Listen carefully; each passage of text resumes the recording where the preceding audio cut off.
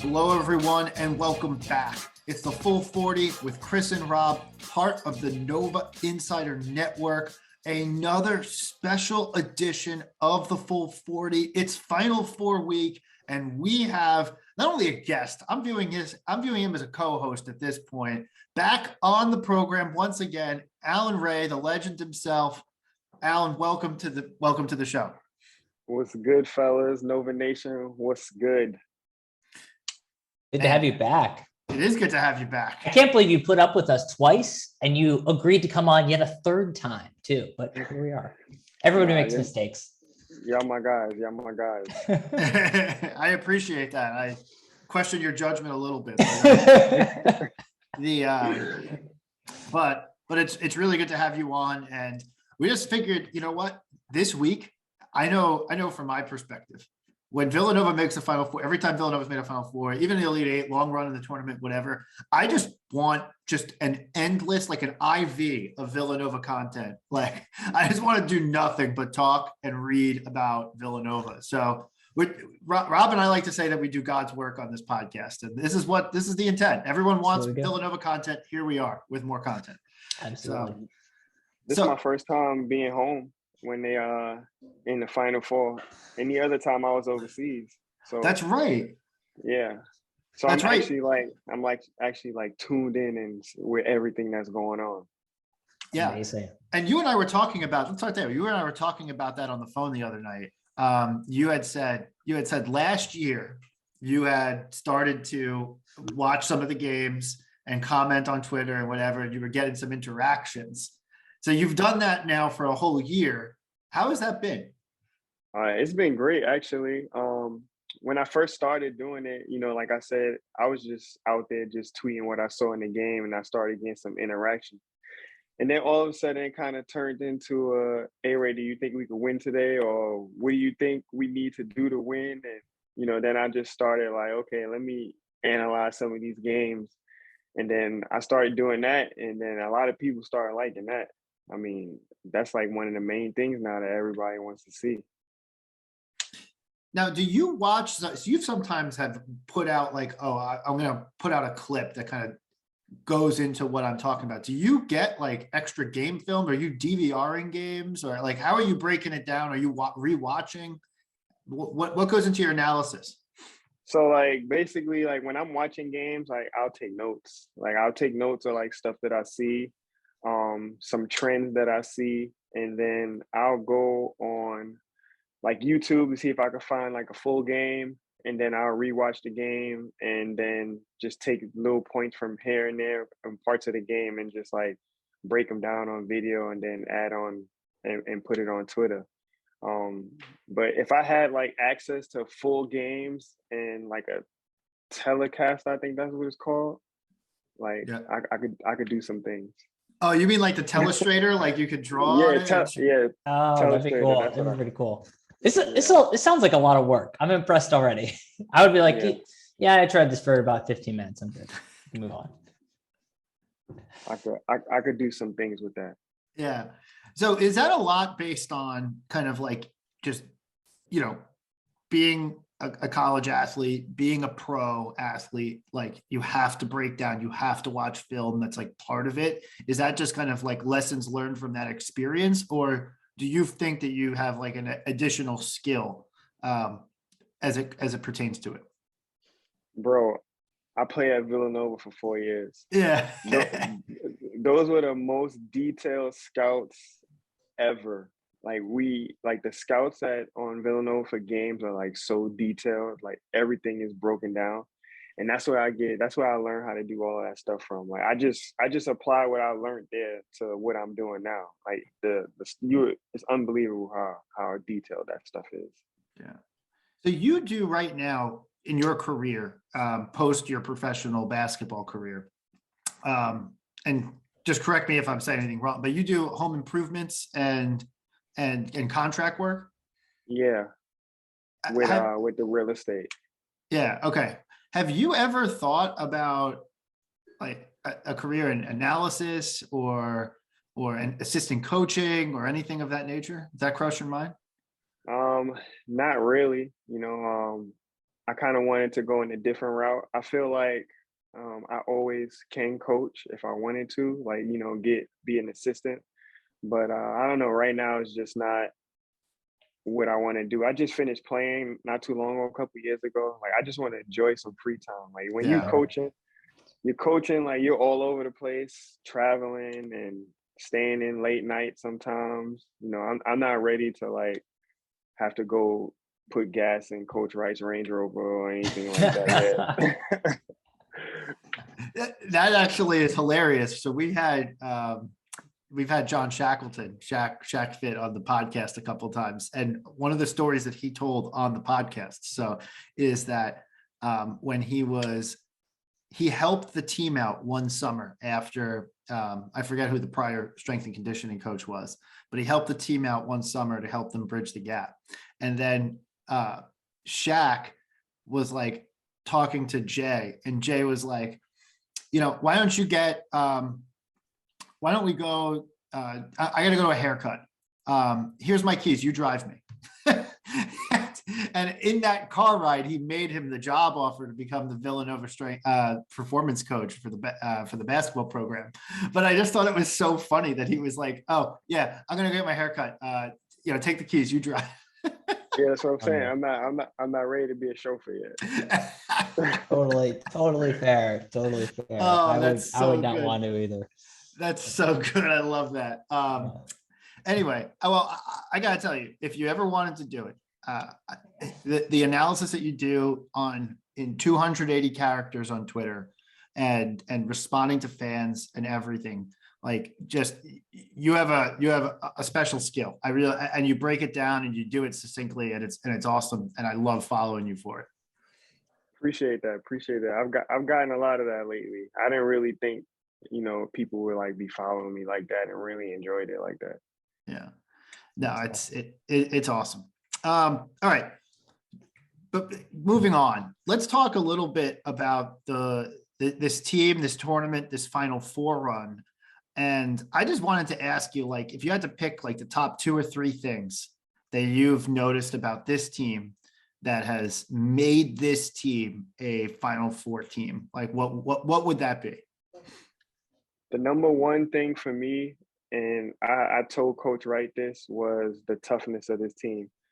Like, this is one of the toughest teams that I've seen in a while, as far as like getting down and gritty, taking charges, diving on the floor, and like playing real physical. Like, this team is real physical because we've played against some big teams with some big inside presence, and we get the job done. Providence with big Nate Watson, Michigan, you seen what we did with Dickinson. Houston, they had some big guys down there. Like, I just love the toughness of this team. Like, we don't back down from anybody. I think that's like the number one thing that I really enjoy about this team. And the second thing is also, we don't really run too much offense, pick and roll, couple of ball handoffs, and like that's really it. Everything else is just playing the game, understanding the game, back cuts, finding open shots, dribble drive, penetration. And I think that's why a lot of our guys who go to the NBA, they're successful in the NBA, because this is like an NBA kind of offense already. It's just go out there and make plays. And Kansas kind of plays the same way as well. Right. Yeah, no, I mean, it's been a staple of the program. We've never really run a lot of offense under Jay, right? So I've got a real dumb question for somebody who's not a basketball expert by any means. I know there's a lot of talk, like I'm a little bit more familiar on like the NFL side. People are like, oh, it's like an NFL offense versus like a college offense. Is what you just described kind of the difference between an NBA offense and a college offense? College being like, oh, we're going to call more set plays, and NBA is a little bit more free flowing and guys have to kind of feel it out and pick what the opportunities are? So this is the funny thing. So like in college, you don't not really running so many plays. You know, if you ever look at an NBA game, like there's a lot of plays being run. Like let's say the Sixers, for instance, you might have a cross screen for MB coming to the block, and then there's another down screen for I don't know James Harden coming to the top. And then once James Harden get up top, you got some weak side action with like Tyrese Maxey and somebody else. Like there's a whole bunch of stuff going on. So it's Right. not like that. It's not like that in college. But you take a program like Villanova where guys know how to play without having to like use plays, and then you go to the NBA and you incorporate that style with plays, it makes it harder for you to guard, makes it kind of easy. Interesting. That's cool. That's really cool. Yeah. And yeah, you started using those terms, and like I said, just over my head. So, but appreciate the insight. That's great. Oh, Amazing. come on, man. We kill people on the weak side. We back people down in the post, and then we whip a pass to the weak side, and that's where we usually find our open threes. I know. This is what I'm saying. Like that's it. Like it's possessions like that. We come down, post up, they send the double team, pass, three in the corner. Like that's just playing basketball. Like there's no plays. Like when I was there, we would have down screens. I used to come off a lot of down screens. I guess that's because coach felt like I was, I don't know, JJ Redick or somebody that I was good with coming off screens like that. So I used to have a lot of down screens, cross screens to get shots. Yeah. Well, he would run those plays because but the other thing too is that you're so tough in terms of how you even like cut. Like you get a screen or you make a cut and whatever. Like you always like put your foot in the ground and got to your spot like real hard. And like sometimes I feel like I watch other teams come off screens and whatever, and they're kind of like lollygag around. Like you watch you watch like Steph Curry, he comes off of screens, like he is like working his ass off to get open. I feel like you were the same way. Yeah, I had to be, man. Like the scouting report, not to let me shoot. I used to have guys trailing me and not leaving me, and I like to score, so I had to get open. Yeah, you like to That's score? good. You only scored a 2,000 plus at Villanova. I think you like to score. Yeah, I Anyway. like to score. Yeah, I derailed us. I took us off track though with my NBA question. So Chris, why don't we get us back on track? I know you asked about the couple key things for this team as well. So yeah, I was just going to add, I agree on the toughness factor. This team is like toughness for days, and they're going to have to be really tough this week coming up with being down Justin, and we'll get into that in just a little bit. But the other thing I think that this team does, and you and I were exchanging some texts on it, I think this team just like sticks to the game plan. Like they're so disciplined when it comes to the game plan. Like this tournament has been all about like, we're going to slow everyone down. And I feel, and it's going to have to be even more so in the next couple of games if we're going to win a title. But like the way this team sticks to the game plan is incredible. Yeah, you're definitely right about that. That's a great point. I mean, last game against Houston, they had 0 fast break points. Like the game plan was to slow the game down, and that's what they did. I mean, Colin, Justin, they walked the ball up damn near 8 seconds every time, took as much time off the clock, made Houston play defense for 20 seconds. Like all of that stuff at the end of the game, towards the end of the game, like that stuff wears you out. Like it really does. I also have to imagine that it makes a team mental. Like when I was watching Houston, what everyone's talking about, they went 1 for 20 from 3. But when I watched them shoot, like they felt like they had, it was like they shot like they were hurrying it up. Like they like felt even on an open shot, they felt like they had footsteps, like they could hear them and they heard us coming. And it feels like that all stemmed from like how we played offense, walking the ball up the court, making us defend for an entire possession. But also how we kept them off the glass in the first half, I thought was super critical to how Houston kind of responded mentally. Yeah, you could look at how frustrated Edwards was. Edwards was their shooter. He was knocking down shots. It's a lot different when you got to get that shot in half court as opposed to she breaking everybody down on a full court and kicking it to you for a wide open 3, and all his shots were contested. Like every single one was contested. Like you could just tell the way he was throwing up shots. Like he was frustrated because he can't get a decent look. So like you said, that was just like a real disciplined game plan. What do you think has been this team's like biggest development points? Because we talked to you in the early part of the season back in November, and at that point we had lost a couple games. We had lost to Purdue, we had lost to UCLA. Yeah. Then we talked to you a little bit into the Big East season, and we had started to play a lot better. I think we talked to you right after the Georgetown game, which we had an iffy first half, but then kind of came around. That game happened to be a Jermaine Samuel's second half game. But how do you think this team has progressed? What things have you noticed have improved? Closing out games. You know, we did a better job of closing out games as compared to the beginning of the season. We would kind of let them slip away. As the season went on, we kind of progressed, and like that's that mental toughness that came in. We learned how to close out games. Different players stepping up. So there's been a number of instances where Colin and Justin hasn't been on scoring as much because the other teams is like focusing on them. We had games where Slater stepped up. We had games where Easy stepped up. And then obviously you see what Jermaine is doing now, you know, which is like he's basically been carrying us this tournament. You know, so I think that was one of the big progressions of the season with these guys, being able to close out games and just like everybody stepping up. Oh, I can't forget Caleb either. Caleb's been playing great. Yeah. He's been playing awesome for a while now. He's been playing real good. So just like little things like that. So I've got to ask, and I'm super guilty of this. So we've been doing this podcast now for 4 years, and every year in the podcast, we're always, I don't know, mid-season, we're always like, I don't know if this team's going to get it together, whatever. And then of course, come mid-March, the team is put it together and looks almost like a different team. And it seems to become, I don't know if it's a bit of a Villanova hallmark or if it's just college basketball in general, but like, what is Jay doing with these guys? Like, what's happening in the program that it just kind of coalesces together seemingly at the end of the year at always the right time?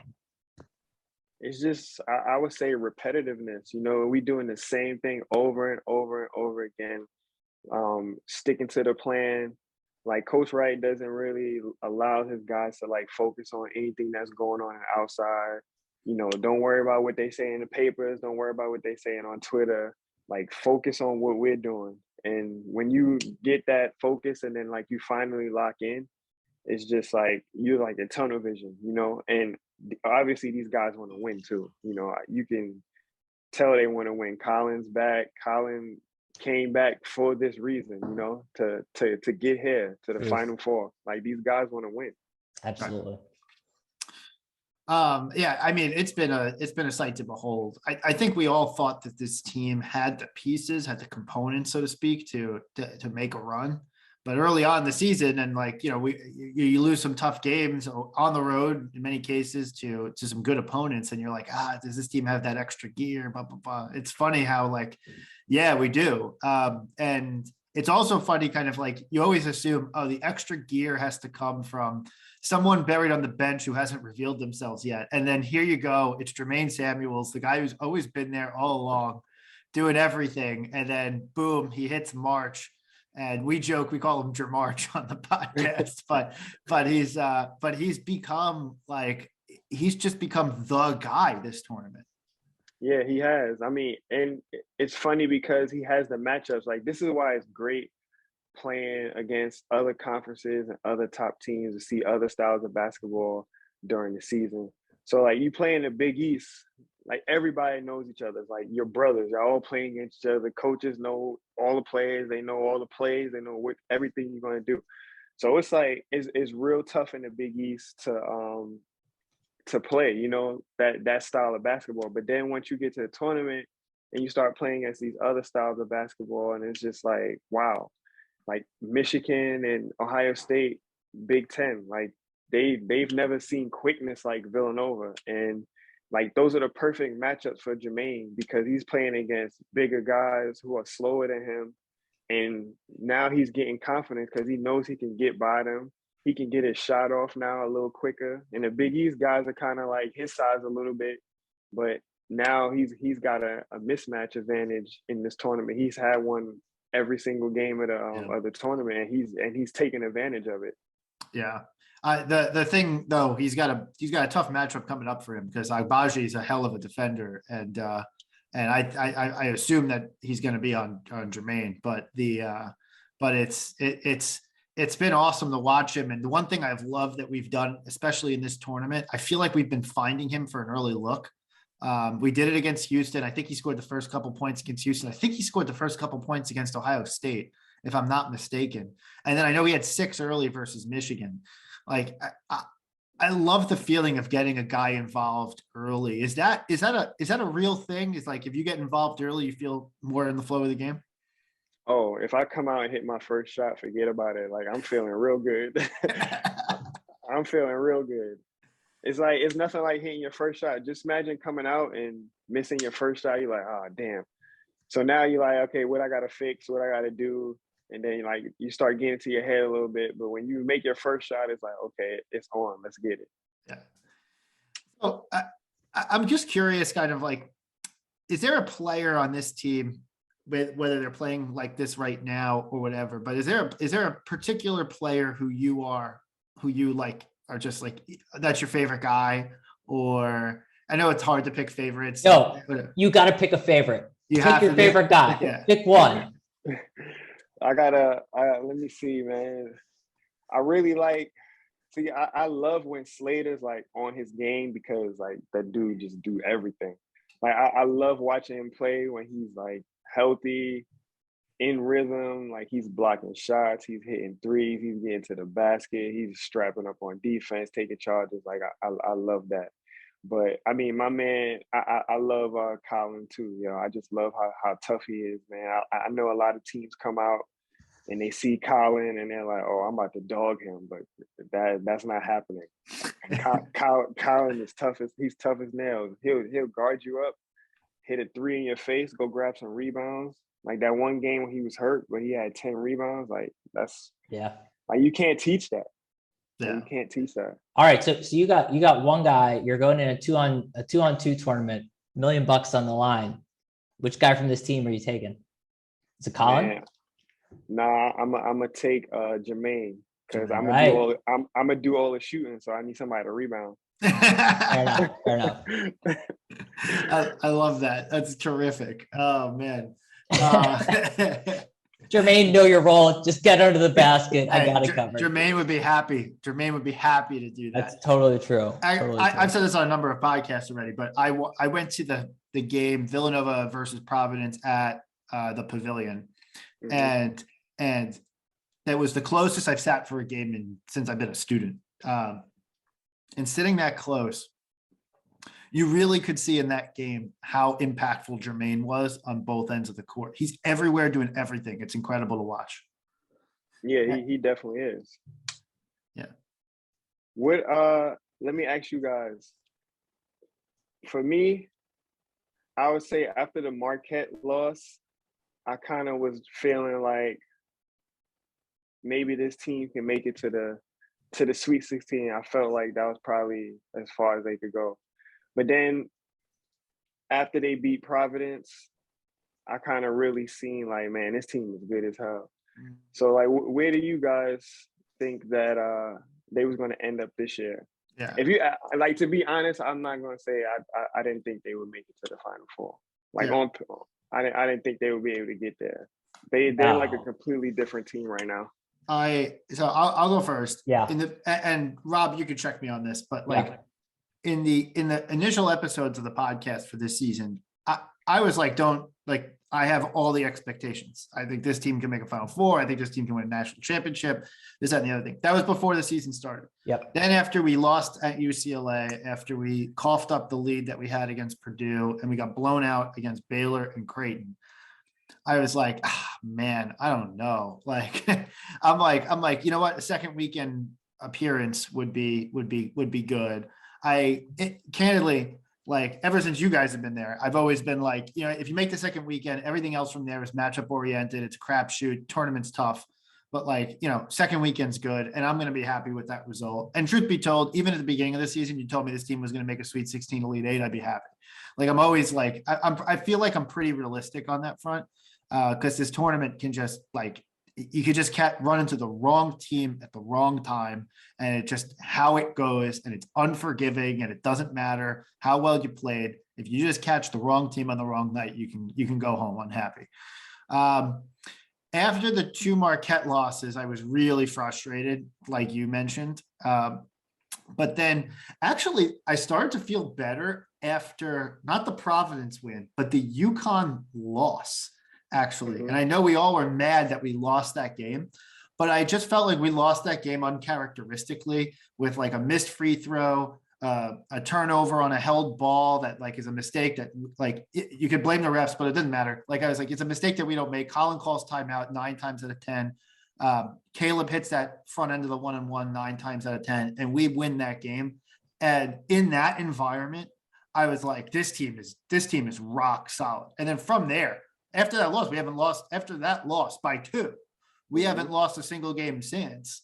And so when we got the draw for the tournament, I said this team could make the Final Four. I thought we'd see Arizona, who I thought was a really tough matchup, but we didn't. And once kind of Arizona lost to Houston, I said, this is going to be a tough game, but I think we can get it done. Yeah. And I think for me, kind of a similar pattern and trajectory over the year. Definitely had the bullish start, got pretty negative after the couple losses. I will say, I will definitely admit though, I was slower to get back on the uptick. I was a little bit like, hey, I know we've got a bunch of these wins. I don't see necessarily the quality of wins that I was looking for. Because when we accumulated a lot of those Big East wins, yeah, we had 17 Xavier early on in January, but then you pick up the loss against Marquette. Yeah, a win against then 17 UConn. I'm like, okay, that's a couple nice ones that fine, they're mid-teen ranked. I'm still not totally there that we could beat a top team, because at that point we hadn't, and we had kind of blown those opportunities. So I was looking for a little bit more of a track record there. Obviously, the Providence win when Providence was top 10 was obviously huge, and doing it at the Dunk was a big one. So I started to say, okay, we're back in the good graces of, I feel good about this team. I think the thing that I was looking for throughout the year was a question of who was going to step up and who was going to be a really consistent player besides Colin and kind of besides Justin, because until that point, Jermaine had been very up and down, which I think has been, a little bit of a trademark of his career, unfortunately. And Dixon had started to show some flashes of, yeah, this guy can contribute on a regular basis. And Caleb was starting to show some elements of it, but hadn't done it on a consistent basis. So at that point, we're in mid-February already, and there were still a lot of question marks in my mind about, okay, we get into, the round of 32 or even the Sweet 16, you've got a tough matchup there. And I don't know if somebody locks down Colin like Houston did, who else is coming to the table that's going to propel us into the next round. Now, as the season continued to go on, you started to see that a lot more. And I think that made me a little bit more bullish on it. Dixon showed, yeah, I can show up day in and day out. Slater also started to get healthier towards the very end of the season. So for me, it was really kind of those last kind of weekish of the season into the Big East tournament where you said, okay, there are enough complementary pieces here, because now I look around and say, I know Dixon can get it done. Samuels is starting to play more consistently. Daniels was contributing double digits every single night. And Slater had shown enough upside that I said, okay, I think there are enough weapons here that we can actually make a little bit of noise in the tournament. Though I will readily admit, did I expect us to make a Final Four? Absolutely not. I will be the first one to say I did not predict that. But I'm very glad I was wrong. Always happy to be wrong when it results in us going farther. So it's been an interesting ride for this team. That's it. I'm glad we ended up where we are. For sure. And I asked that question because now you got to look at it this way. And it's like this. It's going to be like this every season. And it's going to be like this in the game. So this is why I'm always telling people on Twitter to stop freaking out. Sometimes like you're going to have your ups and downs during the season. But as long as they consistent and still doing the same thing, like eventually it's gonna click. Like it's gonna click. And it happens in a game. We start off good, then the other team makes a run, everybody's freaking out, then we get it back together, and then we make our run, and we usually win the game. So that's why I asked that question. So hopefully people get that in their head. Like it's not gonna be perfect all the time. I would say that Robin and I, we say this podcast is the fans' take on Villanova basketball. I would say that we're pretty in the middle. It's my belief is that we're pretty in the middle. Like we can get high and low, but like we've been watching college basketball for 15 years. Like when we were freshmen and I was an 18-year-old kid and you guys lost a game, I was wrecked. I was like totally wrecked by a loss, right?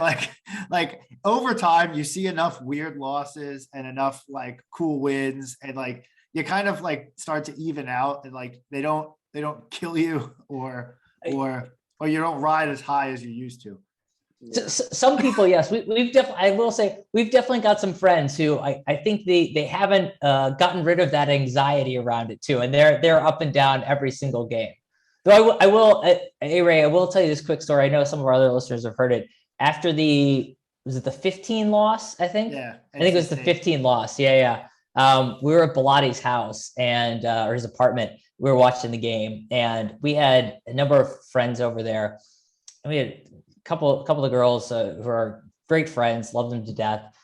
They just had like no interest in watching the game. Meanwhile, like Belotti and I are just dialed in. We're like shut the fuck up right now. Like I gotta watch this game. And of course, it doesn't end the way we want it to. And they're like, oh, whatever, it's not a big deal. I'm like, no, like I'm done with this. I remember somebody made like brownies or something. I walked out of Belotti's apartment. I walked down like into the stairwell, just took the brownies, just threw them against the wall, walked out of his building. I'm like, I'm done with this. Get in a cab. I'm done. Like ridiculous. So we've tempered a bit, but we still have our moments. Winning a couple titles does help. It does help. It's true. Anyway. That's funny. Yeah. We're crazy. What can I say? Well, I am curious though, like as you guys, like you played on a team. So your 06 team was good all year. That team was rock solid all year, from the Oklahoma game through the BC game. You guys were just like the same, like I don't say the same team all season, like you got better obviously because everyone gets better, but like you guys played at a high level that entire season. But the year before, you guys came into that year and people were like unsure what kind of expectations to have of you. Because you went to the NIT in 02, 03 and 03, 04, and then 04, 05 was like, people were wondering, like, you guys were 2 years into your careers. People were wondering, like, is Jay the guy, which is crazy to say now, but like that was a conversation piece back then. We weren't even, Rob and I weren't even in school yet, but kind of like remember and have read enough about kind of that season where you guys started to get things together in the early part of the season and then really started to heat up and click. Like what's a season like that feel like as you're going through when you're getting better and like you're starting to see the results come out in the court? It just makes you want to play more. Like you get hungry to like keep winning, and then with all the people that would like doubt us, obviously with Coach Wright, we didn't pay attention to that stuff. Like in the film room, he didn't say anything about that stuff. But you go back to your room, you watch ESPN, like you hear what they saying, read the newspaper, you hear what everyone's saying. And it's just like, nah, we got to prove them wrong. We went to the NIT the first 2 years. Like we didn't want to be no bust, like right. We came in a highly recruiting class, highly touted recruiting class. We don't want to be remembered like, oh, them guys ain't do nothing. Like, nah, we couldn't have that. So if I'm not mistaken, the game that kind of was the moment for you guys and for that season was the Kansas game. Kansas came in to, at the time was the Wachovia Center, and you guys put the hurt on them. I mean, what did you have in that game? 27, something like that? Yeah, 27, only one rebound. I love it. I love when players remember like their stats from like years ago. But I remember I only had one rebound. I was disappointed in that. but man, that game kind of turned the tides, and then you guys kind of went on your run. The other hallmark though of that season was that you had a player get hurt late in that season, Curtis Sumter, who was a really key part of that season, and you guys had to find a way late on to kind of like get it together and figure out a way to win basketball games late in that year. Can you tell us a little bit more about kind of how you do it? Because I'm analogizing to obviously Justin going down and the team kind of having to regroup. Can you tell us a little bit about that experience that you had with Curtis going down that year? Yeah, so that was like devastating to all of us, because Curtis was a big part of what we did that year. He was a big part of the team. He's a big part of our defense, big part of our offense. And when you see your brother go down like that, it hurts you. It hurts you inside, not just because he's hurt, but he can't be out there to play with you. And, you get this motivation, like you want to do it for him, because he's not able to be out there and play. Like we just had like an extra boost of motivation to like get it done for him. We didn't want to fail and feel like we're not a good team because we don't have him. Let's show him like we could do it for you. Like you still here with us in spirit, like on the court. And I think that's going to carry over with this team. This team is a real close-knit group, and Justin going down, I mean, that hurt everybody, and it's the Final Four. I think these guys are going to be super motivated. It's only 2 more games and they could be national champions. I think that's all the motivation in the world. Yeah. So who steps up in this case? Like what happens in the locker room? Like, is it Jay's obviously notorious for running such a tight lineup? Like, is it next man up scenario, or do you think is Jay just rolling with, hey, we're down to kind of a 6-man rotation instead of 7? I mean, that's a good question, but I do feel like the minutes is going to go to Arch and Antoine for sure. I don't think we're going to see any Trey Patterson or any of the young guys. I think it's going to be solely Arch and Antoine. But I wouldn't expect to look for scoring from them guys. What we're going to need is some toughness. We need somebody that's going to come in, take charges, strap up on defense, continue to help us rebound against these bigger teams, because Kansas is huge. Like, we're going to need rebounds. We're going to need toughness. We're not really, that's the next man up mentality right there. We're not looking for somebody to come in and score 30. That would be great. Like if these guys go off and score the point, but the odds of that happening are not very high. So we need somebody to come in with toughness, be locked in on defense, because that's Coach Wright's big thing. If we can defend, I know you've seen this all season. If we can defend, then we got a chance of winning a game. We can't let Kansas play Kansas basketball. Right.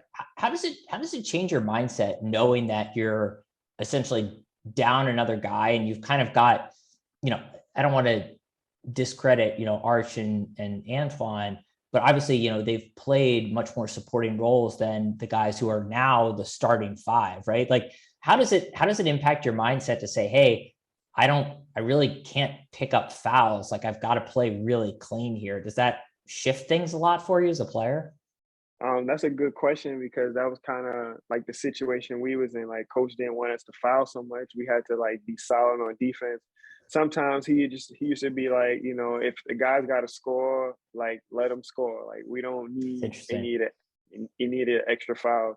And that also goes into like strategy of the game, because we were well conditioned. Like, that's one thing about Villanova. We were well conditioned. We was able to play for long periods of time. But that's definitely a key. Like, staying out of foul trouble is definitely one of the big things. And then you just got to do more.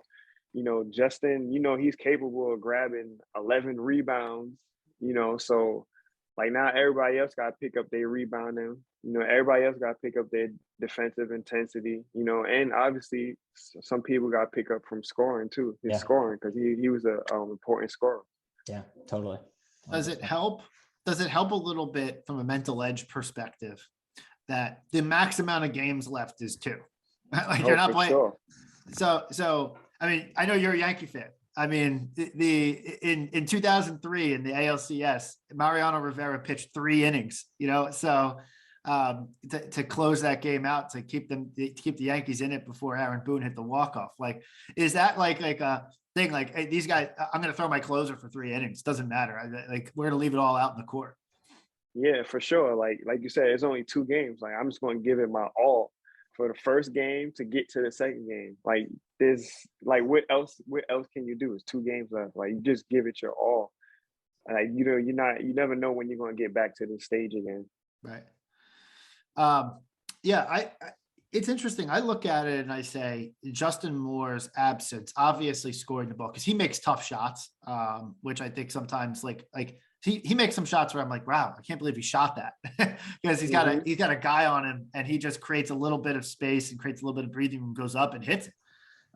So the shot making is tough, but I think on the defensive end, he's like losing him is the harder bit. That dude blocks shots too from a guard position. Right? He blocks a lot of shots. Yeah, like, people, that's a one underrated part of his game. He's a great shot blocker. And I think that's been the story of the team in this year, in that the team's gotten much better defensively. Like, this team has realized, I think we thought early in the season that this team is going to get it done by being deep and running and getting out and kind of using like the younger guys' athleticism and kind of seeing them come along. And what's really been the story is the guys who are the key rotation guys just being absolutely locked in defensively. And Justin Moore has been a huge part of that.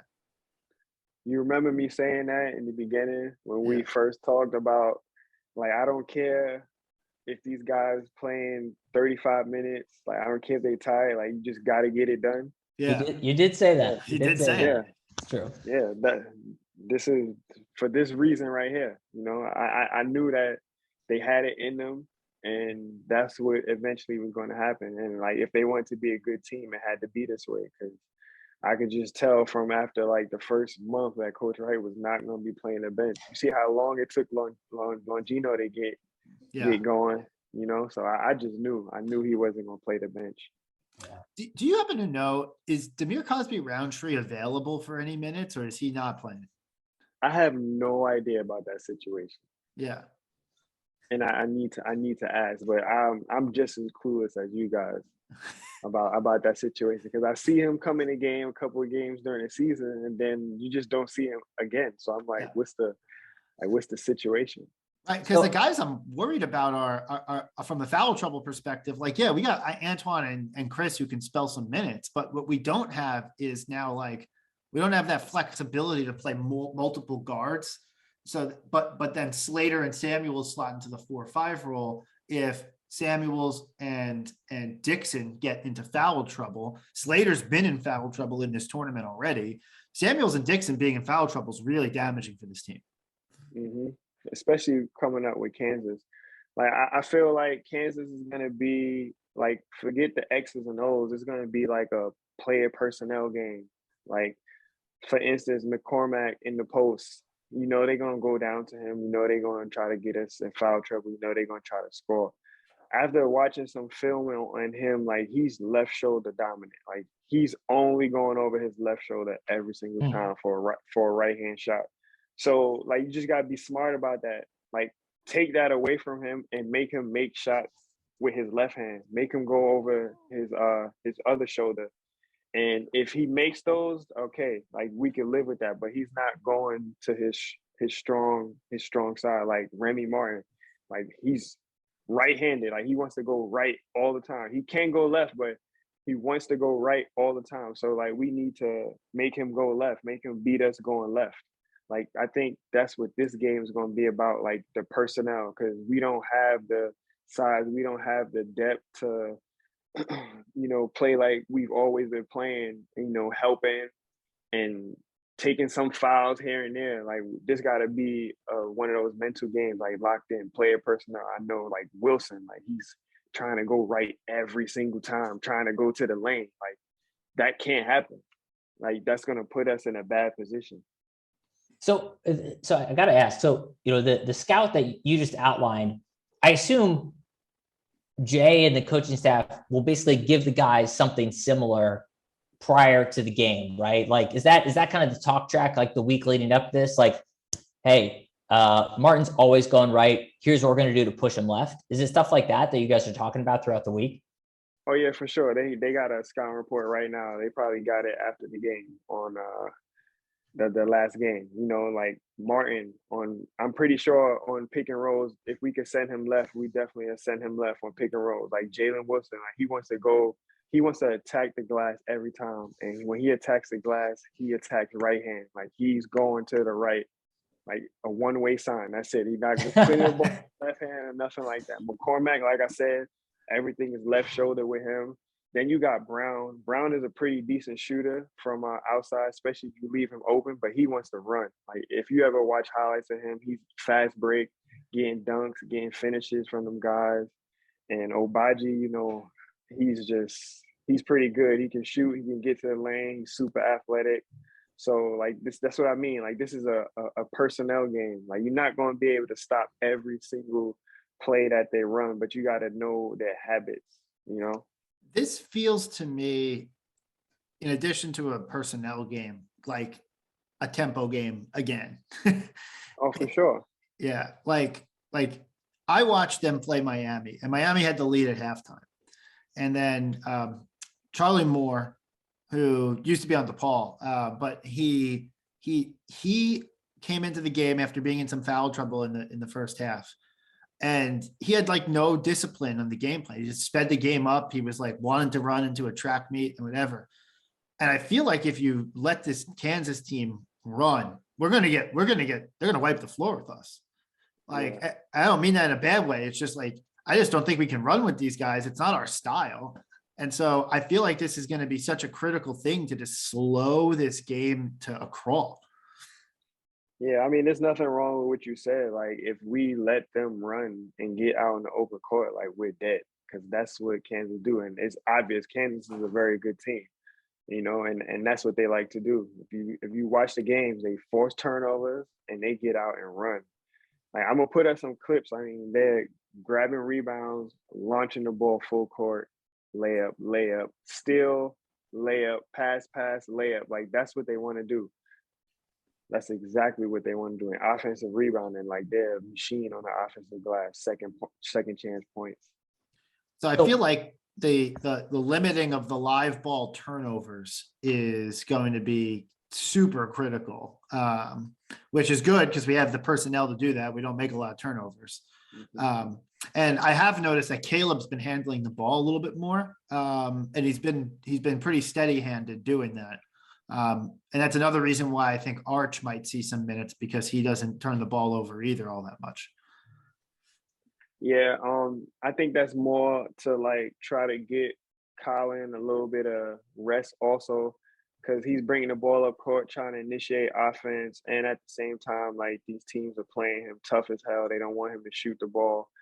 They don't want him to make plays, so they're playing him tight. So if you got Caleb bringing the ball up, and have Colin off ball, that gives him a little bit more opportunity. Like the team is not focused on Colin, like they have to focus on somebody else, and like that way Colin can sneak in here and there, hit a couple of shots, and make some plays. Yeah. So I got to ask. So what's the difference maker for Villanova? Like, how does Villanova win this game? Honestly, I feel like we do a great job of not turning the ball over, and that's one of the things that Kansas do. They force turnovers and get in the open court. What I am concerned about is the second chance points. Like they'll grab an offensive rebound, kick out for three. They'll grab an offensive rebound, get fouled. They suck at the free throw line, but at the same time, it's stopping the clock. They're even if they go 1 for 2. That's just not what we do, because then that's a foul. That's a foul for us. So that puts us in a bad position. So it's just like these offensive rebounds. Because I mean, Obaji, how tall? He's like 6'5". Wilson is Yeah. 6'8". Brown is 6'6". And then the two guards, Harris and Remy, they're little. But I think we can take advantage in that area with them on offense, like we did with Houston, get them to try to send that double team, and then we can move the ball that way. But my main concern is obviously the offensive rebound and second chance points. We're not going to give up no fast break points, and we don't turn the ball over. And that's two of the main things that they want to do and how they score majority of their points. So I'm cool with that. It's just them damn offensive rebounds, because we give up 10. Yeah. And Kansas is scoring 16 points off of 10 offensive rebounds a game. So that's pretty, it's no pretty joke. crazy. Yeah. Is there a particular player you're looking at to be like the guy who has to maybe not have the highest scoring total, but have like a contributory role that is above what he normally does? That is the difference maker in this game on our side. Man, I think it's going to be Caleb. I think Caleb is the one that homecoming. Exactly. He's going home, and I don't know if you watched. Well, obviously you did watch the game, but if you paid attention, like the last couple of minutes, Caleb was a dog on the rebound. Like he was grabbing every rebound, jumping over everyone for rebound, locking up, hitting clutch baskets for us. And we're definitely going to need that from him. And I feel like with him coming off the bench this whole year, I know he felt like he was a starter, but now he's probably most likely going to be in the starting lineup. And I think he's going to be thrilled about that. I think he's going to be home. He's going to come out ready to play. I think he's going to be the difference maker. That's why I said, like, Arch and Antoine, like, you come in, like, if we get scoring from them, that would be cool. But I think Daniels might pick up the scoring a little bit more in the absence of Moore. And if we could just get Arch and BA to play solid and not be a liability out there, it would be great. So what's your prediction for the game? I honestly think it's going to be like a Houston game. It's going to be slow pace, slow tempo. We got to make shots. Like, I feel like that's one of the things we got to do. We got to make shots. But I think it's going to be a close game. Like, I can't sit here and tell you who's going to win. Do I think Nova could win? For sure. Like, we definitely have a chance to win. And I'm not going to say Kansas is going to win either. It's going to be a grind out battle that's going to come down to the end. If it does come down to the end and we're able to keep the game in control from a tempo standpoint, I like our chances late, because we're going to have the ability to get to the free throw line and get up or ice the game or whatever, or send them to the free throw line and make them hit their shots, which I think gives us a mental edge. Yeah, for sure. And don't underestimate, I forgot about it, like our defense too. Like, Kansas got to show that they can score on us as well. Sure. In that half court. I'm telling you, it's a different ball game when you're not running up and down, getting fast breaks, and you got to run plays. Very true. All right. So we got some questions before we let you go. I'm going to ask a few, but all right. One of the questions that we got was, in the past 6 years, we've had 3 Final Four runs. Do you have a favorite? I mean, 2018. Like, that was you love that team? Yeah, like, they just ran through everybody. And like, I got to talk so much trash to all my friends. Like, look at this. You see this? Yeah, I love 2018 team. Oh man. So I got a follow-up question on that one. What's the, like, are you still at that point, like when Nova's making a deep run, are you texting like all the guys you played with and like all the other guys on the like recent alums and stuff, being like, this is awesome? Like, what's the vibe there? Like, is everybody kind of clued into it? Yeah, so I want to say, when did Villanova play? Sunday? Saturday. Oh, Saturday. Okay. Yeah, we get a text in the group chat from Jason Frazier, and he's like, "Oh, Villanova has to play slow and rebound the ball in order for them to win this game. And I'm like, Jay, you reading my tweets, Jay? I'm like, I know that ain't come from you. Like, you must be reading my tweets. So, like, yeah, we do talk about that stuff, and like I talk with Coach. I talk with Mike Nardi about it, about the games and stuff like that. So yeah, we stay pretty connected. Talk with Curtis Sumter about it. Oh, I mean, it's a great feeling. Like I went to school here, so it's yeah. just like, No, that's awesome. I mean, you guys built it, man. Yeah, that's no joke. You guys built it. Everyone talks about culture, this, culture, that, culture, this. It starts with one class, buying in and becoming the seniors and coaching up the guys who were, younger than them. We graduated in 09. We saw that team make a Final Four run, and it was crazy because after you guys left, we were like, man, that was crazy. But college basketball can be so fleeting. It can come and go. And then just to see those guys lean on the experience that they got from you and become awesome seniors and build it in their own right was awesome. Yeah, we used to beat up on them guys in practice, man. Dwayne. Yeah, ask Dwayne. We used to beat up on him in practice. Amazing. All right, I derailed us again. Blotty, get back to our questions. Yeah, that's right. What player on our current team do you feel plays most similar to your style of play when you were at Nova? It's hard to say because, like I said earlier, I used to come off a lot of like down screens and a lot of catch and shoot. No one really plays like that. Like I feel like Justin, Colin, like these guys get to the basket a little bit better than I did, but I think that I shot the ball better than them. So I would think you did, yeah. So I can't really say that there's a player on a team that really like plays like my style of how I played. You know who shoots better than you is Big Dicks.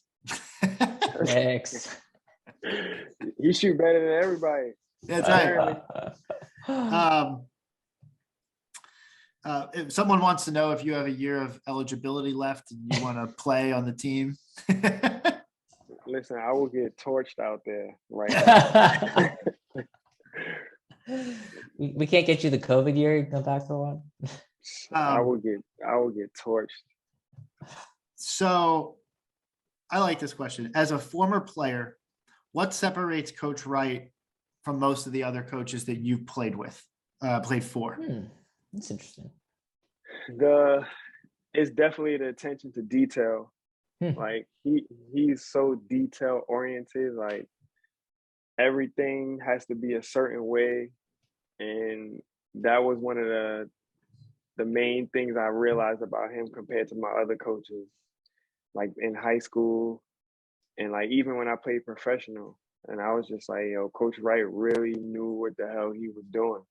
Like I remember in Europe one time we was playing and I didn't help ball side. Like the guy was driving my side and I had a shooter in the corner and I didn't help. And the coach got mad at me. He's like, Allan, why didn't you help? Like, why didn't you help? I'm like, I have a shooter in the corner. Like, I'm not going to leave him help so he could pass them for the three. And he's like, no, you must help. You must help. But I remember being in the Big East tournament, lose to West Virginia because of that same play. I went and helped, and Mike Gansey hits a freaking corner three. And I was so pissed at myself about it. So it was just like little details like that. And, and that was one of the things that we needed to learn when I was younger, like freshman and sophomore years, like stuff like that. Like we don't do this for that situation right there. Like, and when we got older, we understood that. Right. What was definitely the detail? Definitely the detail. That's cool. That's awesome. Yeah, I can see on the sidelines. Sometimes, like as a fan, like you're watching the game, and if the other team takes a shot, they miss, we grab the rebound, and he's on the sideline freaking out, and he's riding some guy. He's so mad, and as a fan. But when you were a little bit less experienced kind of from watching the team, we're like, why is he mad? Like there's a good defensive possession. We got to stop. We got to rebound. We're clearing the ball out. We're going up the court. And then you start to watch it and you start to watch like the switching defense and whatever. Someone got lost and the offense didn't identify the mistake. So they missed a shot because they didn't take advantage. And Jay's pissed that the guy missed his switch and let the guy open to begin with, even if he didn't score. Yeah, that's how it was. He was just like that. Yeah. He was just like that.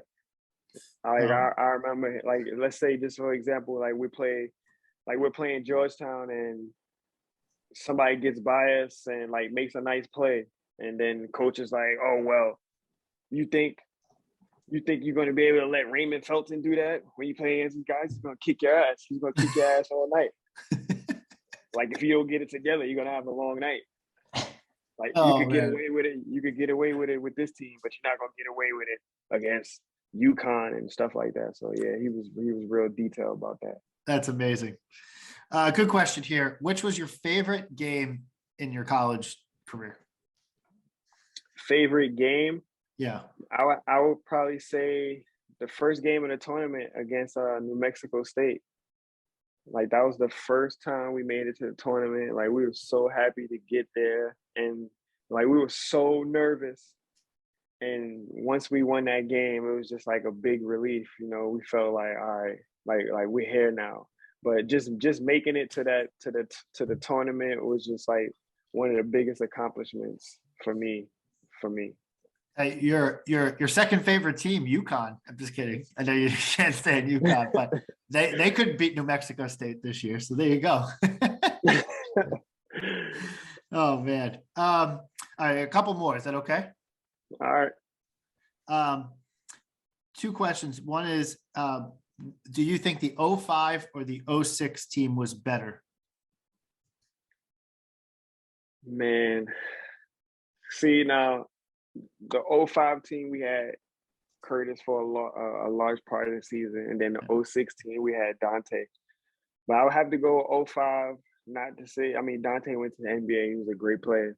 But the way Curtis played, the scoring he gave us, the rebounding he gave us, like, we would have beat North Carolina for sure if we had Curtis. Like, I love that 05 team. Oh man, that was such a cool run that you guys had.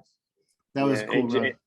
And Jason was relatively healthy at that time, so we got some good play out of him too. So if you have so this is the second part of the question. If you have a healthy Curtis and a healthy Jason in that 06 team, and you played the 2018 team in a 7-game series, who would win? In a 7-game? Yeah. We win for sure with healthy Jason and Curtis. Yeah, for sure. Yeah, Jason. Wow. Jason is protecting the rim. Like, we sending everybody to Jason for sure. But he's got to chase Omari out there on the wing trying to shoot threes. But you said healthy Jason. Healthy Jason can guard that. Yeah, fair enough. Healthy Jason could guard that. Oh man, what a matchup that would be. I realize they could play each other, but like a college aged Kyle versus a college aged Jalen Brunson would be. Oh my God. that'd be something. That would be a good matchup. Yeah, for sure. The one guy who I think that you guys would have a hard time with is Mikhail Bridges. That team, that guy, he was the difference maker in the 18 team. Like, I don't know if you guys had the length for him. Yeah, well, you see what Corey Brewer did to us in 06 with Florida. They was about the same length and height. Yeah, Corey Brewer was like just unbelievable with his length. Like, that whole team was just big. Like, that's why we lost to them, man. They was huge. All right. Final one more question. This is an interesting one. The question came up: will Nova play a little bit of zone in this game, theoretically, maybe to not chase people all over the court and get maybe a little bit of a possession or two of rest? Now, if we get in foul trouble, I can see it. I can see us going a little bit of zone. And if Kansas isn't hitting shots, like, yeah, we'll go to a zone. But when you go to a zone, it's a big chance you're gonna give up a few offensive rebounds. So it's like you gotta pick your poison. But I would probably say no, but if we get in foul trouble, maybe. But other than that, I don't think so because you risking giving up offensive rebounds. That's why Coach Wright don't really like to play zone because offensive rebounds. Fair enough. Gotcha. All right, Cool.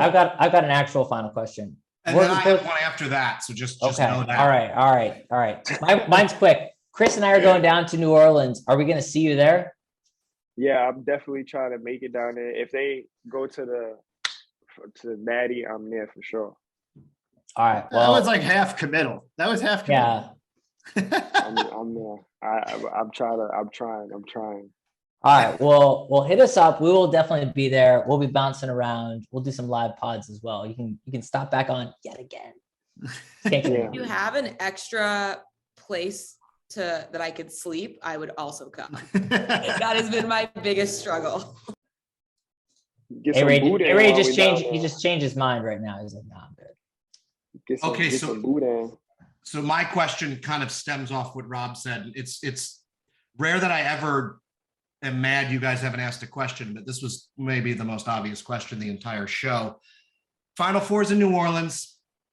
Ray, we're all around the same age. This is the most important New Orleans question anyone will ever ask you. No limit or cash money? Oh, cash money. I'm going with cash money. That makes sense. I'm a cash money guy. I grew up on Lil Wayne. That's my dude. I just liked all the albums back in the day had the same block letters and the same pose. There was like 16 of them, just with all the different dudes on the front. With cash money? Yeah, it was the same exact block font, and like them standing in front of like a blue screen, flames coming out of something that shouldn't be on fire. No Limit used to have some funny looking covers too. Yeah, for sure. They held it down. That's all I had. Back on mute for me. Amazing. Awesome. All right. I think that's all we got here. Hey, Ray, I really appreciate you coming on. This has been great, insightful, certainly more insightful than our fans normally get on our podcast. So sure. I really appreciate it. All right. Yeah, no problem for sure. And we hope to see you, especially if we make it. It sounds like we'll see you, especially if we win a game. So I definitely got that time off. Awesome. Well, I really appreciate. Thank you for joining us, and thank you everybody for listening. And as always, let's go Nova.